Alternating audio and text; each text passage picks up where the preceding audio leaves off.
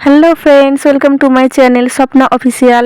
তোমরা সবাই কেমন আছো? আশা করছি সবাই খুব ভালো আছো। তোমাদের ভালোবাসায় আমিও খুব ভালো আছি। আজকে একটা রেসিপি নিয়ে চলে এসেছি। রেসিপিটি হলো চিংড়ি দিয়ে মোচার ঘন্ট। তো এবার ওভেনে একটা কড়াই বসিয়ে দিয়েছি। এবার ওর মধ্যে অল্প একটু জল দিয়ে দিয়েছি। এবার মোচাগুলো আগে থেকে কেটে রেখেছিলাম, সেইগুলো দিয়ে দিলাম। নুন হলুদ দিয়ে একটু অল্প সেদ্ধ করে নেব। দেখো মোচা সেদ্ধ হয়ে গেছে, নামিয়ে নিয়েছি। এরপর ওভেনে যে কড়াই বসিয়ে দিয়েছিলাম, কড়াইটা গরম হয়ে গিয়েছে। তেল দিয়ে দিয়েছি, তেলটা গরম হয়ে গেছে। এবার ওর মধ্যে আলু বেগুন তুলে দিয়েছি। এবার ভালো করে নেড়ে ছেড়ে আলু বেগুন ভেজে নিতে হবে। তো আলু বেগুন লাল করে ভাজা হয়ে গেছে। এবার ওর মধ্যে আগে থেকে যে মোচাটা সেদ্ধ করে রেখেছিলাম, সে মোচাটা তুলে দিয়েছি। এবার ভালো করে মিশিয়ে নেব।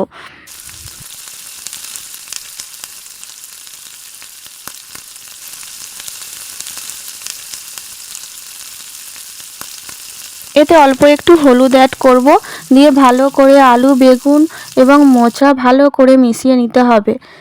তারপরে মেশানো হয়ে গেলে এতে পরিমাণ মতো জল দিয়ে দিতে হবে, যাতে ভালোভাবে ওটা সেদ্ধ হয়ে যায়। আর এর মধ্যে একটু স্বাদ মতো, যে যার স্বাদ মতো একটু লবণ অ্যাড করবেন।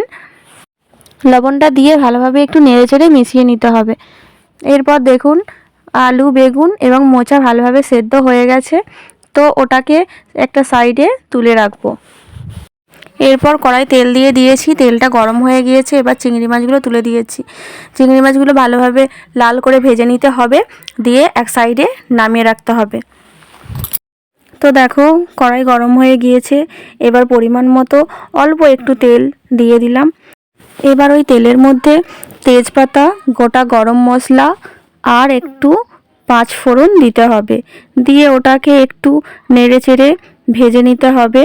তারপরে ওটা ভাজা হয়ে গেলে লঙ্কার গুঁড়ো দিতে হবে, দিয়ে একটু নেড়ে চেড়ে হালকা ভেজে নিয়ে ওর মধ্যে যে আগের থেকে সেদ্ধ করে রাখা আলু বেগুন এবং মোচা ওর মধ্যে তুলে দেব, দিয়ে ভালোভাবে নেড়ে চেড়ে কিছুক্ষণ ফোটাতে হবে।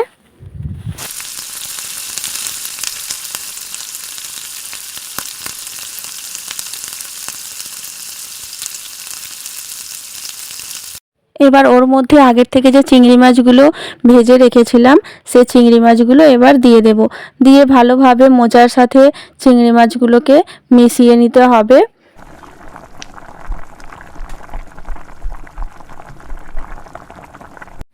এবার ওর মধ্যে 1 চামচ ঘি অ্যাড করব, দিয়ে ভালোভাবে মোচার সাথে ঘিটাকে মিশিয়ে নেব। শেষে একটু সর্ষে বাটা দিয়ে ভালোভাবে মিশিয়ে কিছুক্ষণ রান্না করে নিতে হবে, দিলেই আমার মোচার ঘন্ট রেডি। তো আমার এই ভিডিওটি আপনাদের যদি ভালো লেগে থাকে অবশ্যই কমেন্টে জানাবে, আর যদি নাও ভালো লাগে সেটাও কমেন্ট সেকশানে অবশ্যই জানাতে ভুলবে না। তো যারা যারা আমার চ্যানেলে এখনও সাবস্ক্রাইব করোনি তারা অবশ্যই আমার চ্যানেলটাকে সাবস্ক্রাইব করে পাশে থাকবে, আর যারা আমার চ্যানেলে সাবস্ক্রাইবার আছো অবশ্যই তারা কমেন্টে জানাবে আমার এই রেসিপিটা কেমন হয়েছে। তো চলো, মোচার ঘন্ট রেডি হয়ে গেছে। এবারে একটা প্লেটে তুলে তোমাদের দেখাচ্ছি। আরও নিত্য নতুন ভিডিও পেতে আমার চ্যানেলটাকে সাবস্ক্রাইব করে পাশে থাকবেন। তো চলো আজকের মতো টাটা, আবার ফিরে আসছি নতুন কোনো রেসিপি নিয়ে। ততক্ষণ তোমরা ভালো থেকো, সুস্থ থাকো।